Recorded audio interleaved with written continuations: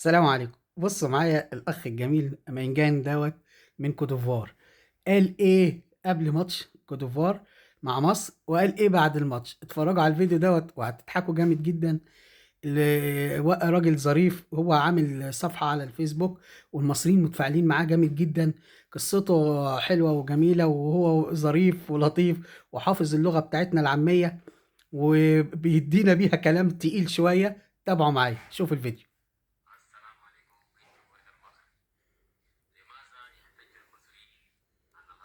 المغرب هذا لا يهمنا.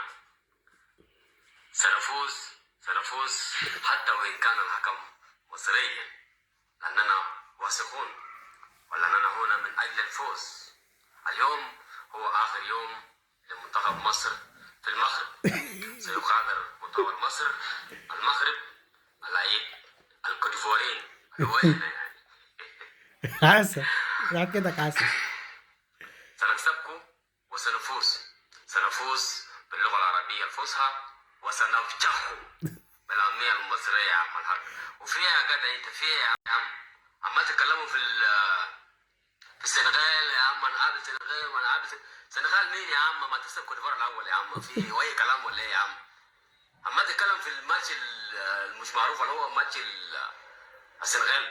قابل السنغال وهنفجع السنغال مين يا عم؟ هيكسب الكوت ديفوار الاول. انت عارف تكسبه اصلا. ايه يا عم في ايه يا جدعان؟ انت مالبا في الواقعين يا عم. ما ركزوا في الماتش ده الاول، ركزوا في الماتش كوت ديفوار دي. احنا اللي هنقابل السنغال مجامد وانتوا مين يا عم؟ يا راجل، كوت ديفوار ولا هيقابل السنغال؟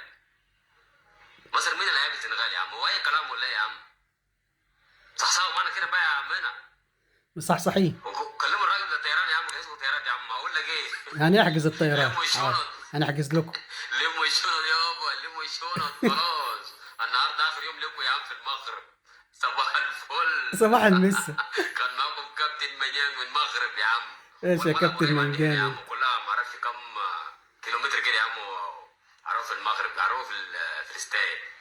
انا هنا في الفندق بس مش هقول اسم الفندق عشان انا عارفكم يا عم. ايه يعني هنعمل معاك حاجه؟ يعني في ايه يا عم الحاج؟ ايه شكلك كده خدته علقه؟ خلاص طلعته.